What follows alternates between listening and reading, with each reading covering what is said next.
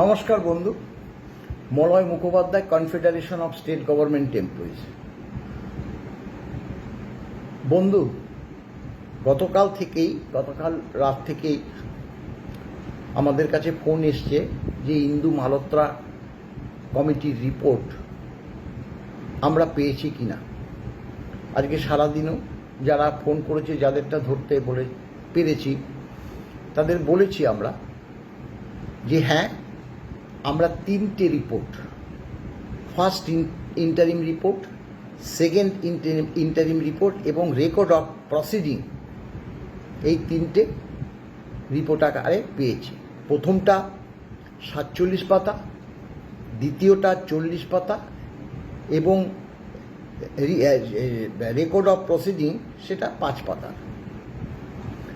এখন সেই পরিপ্রেক্ষিতে সাংবাদিক বলুন বা অনেক কর্মচারী সমাজ বলুন, এটা সোশ্যাল মিডিয়াতেও ইন্দু মালহোত্রা কমিটির রিপোর্ট আজ সকাল থেকেই ঘুরছে, অনেকেই পেয়ে গেছেন।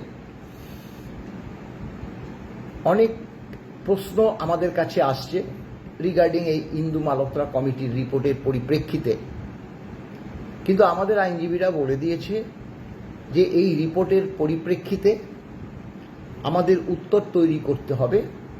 সেই উত্তর সর্বোচ্চ আদালতে আমাদেরকে জমা দিতে হবে।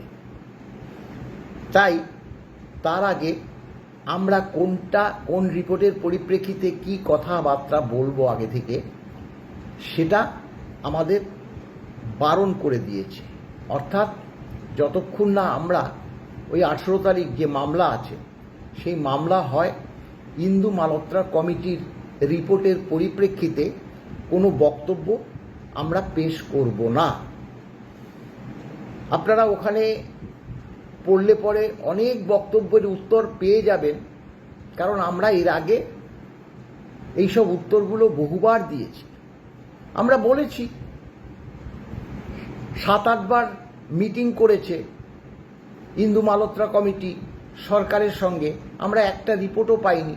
সেই পরিপ্রেক্ষিতে আমাদের আইনজীবী বারবার ইন্দু মালহোত্রা কমিটির কাছে মেল করেছে, হার্ড কপি পাঠানো হয়েছে, কিন্তু তার উত্তর আমরা পাইনি। এবার যে মামলাটা ছিল তাতে আমরা নালিশ জানানোতে সর্বোচ্চ আদালত, আপনারা জানেন যে 48 ঘন্টার মধ্যে রিপোর্টটা দেওয়ার কথা বলে, সে মতে আমাদের রিপোর্টটা দিয়ে দিয়েছে। এই রিপোর্টের পরিপ্রেক্ষিতেই কিন্তু 18 তারিখের যে সওয়াল জবাব সেটা হবে।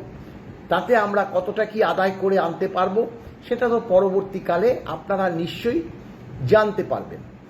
এখন প্রশ্ন হলো যে একটা প্রশ্ন তো বারবার আসে, আজকে যে এই যে কেএমসি এলাকায় যারা পেনশনার হোল্ডার, আজকেও আমরা বলছি যে এতটা দুঃখজনক, দুর্ভাগ্যজনক, সরকার একটি বারও চিন্তা করছে না। আমরা সেই 1 জুন মাননীয় মুখ্যমন্ত্রীকে বলেছি, এইভাবে বলেছি, আমি জোর গলায় বলছি তো, যে মাননীয় মুখ্যমন্ত্রী, আপনি দেখুন যে এই যে কলকাতা কর্পোরেশন এলাকায় রাজ্য সরকারি কর্মচারীরা, তাদের 2008 সালের আগে তারা অবসর নিয়েছে। কারো বয়স 80, 85, 90, এমনকি 100 ছুঁই। বারবার বলছি। আজকে একজন ফোন করে বলছে, মলয়বাবু এবার বোধহয় আমার ডেথ সার্টিফিকেট আপনার সঙ্গে কথা বলবে। কতটা দুঃখজনক বলুন তো, এখনো তারা একটি পয়সাও বকেয়া দিয়ে পেল না। আমরা বারবার খোঁজ নিয়েছি, হ্যাঁ রিলায়েবল সোর্সেই খোঁজ নিয়েছি, কিন্তু তবুও সেগুলো আমরা ইমপ্লিমেন্ট যে হয় বা হবে তার কোনো সুরাহা আমরা দেখাতে পারিনি।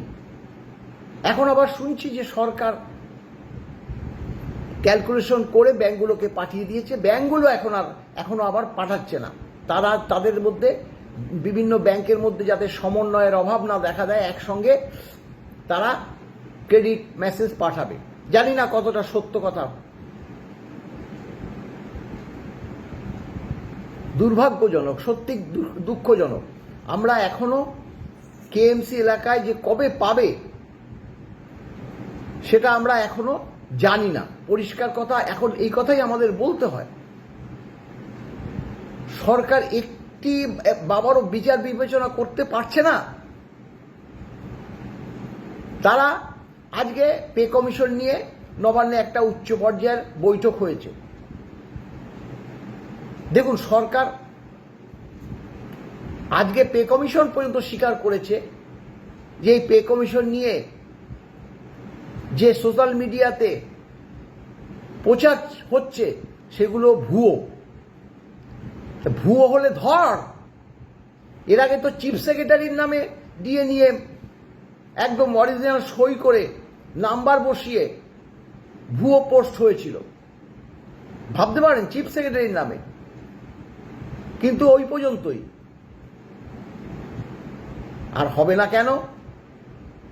সরকারও যে অর্ডারগুলো বার করছে সেই অর্ডারের মাথা মুন্ডু আছে। সম্প্রতি এই যে 38% ডিএর অর্ডার বার করলো, আপনারা দেখবেন এখানে 38% ডিএ হয় কিভাবে।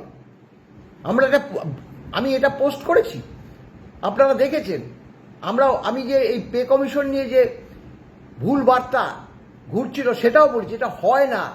যেটা আমরা যারা সংগঠন আছি তারা যে মেমোরেন্ডাম দেব, সেই মেমোরেন্ডাম পরিষ্কারভাবে এখনো 5% ইনক্রিমেন্ট হবে বলে প্রচার চালাচ্ছে এক শ্রেণীর যে ইউটিউবার বা সোশ্যাল মিডিয়াতে অনেক সাধারণ কর্মচারী এটা শেয়ার করছে।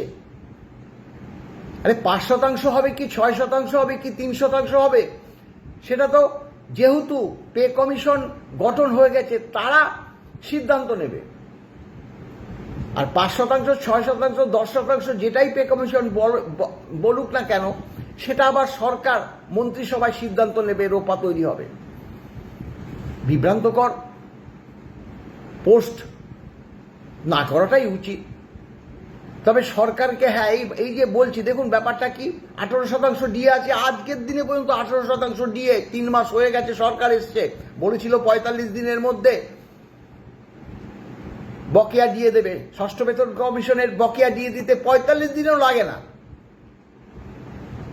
45 দিনে পে কমিশন, সেটা আমরা বলেছি যে 45 দিনে কেন, 90 দিনেও পে কমিশন হয় না, হতে পারে না। বাস্তবটা তো বলতে হয়, বুঝতে হয়। পে কমিশন গঠন হয়ে যাওয়ার পর নানাবিধ কাজ আছে। টার্মস অফ রেফারেন্স দিয়ে একটা ভুয়ো পোস্ট এতদিন ধরে আজও দেখবেন অনেকে উঠায়নি। কেন হবে এগুলো?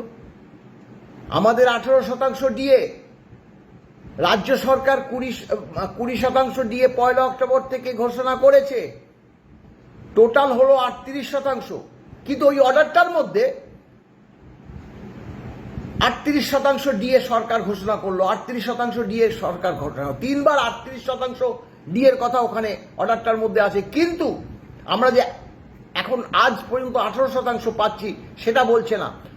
সরকার চালাকি করছে, সাধারণ মানুষকে জানান দিচ্ছে যে এই সরকার 38% ডিএ দিচ্ছে। না, বিগত সরকার 18% ডিএ দিয়ে গেছে, তারপরে তারা হেরে গেছে, চলে গেছে। সরকার 20%, তারপরে কন্টিনিউ দেয়নি। এপ্রিল মাসে 4% ডিএ একদম এক প্রকার না দিয়ে তারা সেই অক্টোবর মাসে চলে গেছে। সরকার কন্টিনিউ প্রসেস, বারবার বলেছি। তাই আমরা, যাই হোক, বেশি দূর যাব না। অনেকেই ফোন করছে রিগার্ডিং ইন্দু মালহোত্রা কমিটি এই বর্তমান সরকারের সঙ্গেও আর একটা মিটিং করেছে, সেটাও বলেছে।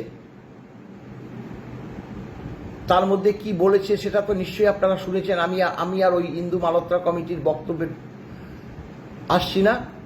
আর তো কয়েকটা দিন, আজকে 11 তারিখ, 10 তারিখ হয়ে গেল, 18 তারিখ মামলা। এবং মাননীয় সঞ্জয় কারোল যে ওয়েবসাইটে আমরা দেখছি, তিনি 22 তারিখে অবসর নেবে। মামলাটার আর একটা গুরুত্ব আছে, যেটা হচ্ছে মামলাটা পার্ট হার্ট হয়েছে। পার্ট হার্ট হয়ে যাওয়ার ফলস্বরূপ আমরা জানি যে মাননীয় সঞ্জয় কারোল, মাননীয় পিকে মিশ্রের বেঞ্চ, ওই যে আর 4 দিন বাকি আছে, 18 তারিখের পরে 22 তারিখে তিনি অবসর নেবেন, আর এই 4 দিনের মধ্যে যদি আরও একটা কোনো শুনানি হয় তো ওই 22 তারিখের মধ্যেই হবে, অর্থাৎ মামলাটা সম্পূর্ণ হতে যাচ্ছে। এবং সর্বোচ্চ আদালত কঠোর সিদ্ধান্ত নিয়ে সরকারকে জানান দিক। আমরা বলতে দ্বিধা নেই, ইন্দু মালহোত্রা কমিটির যে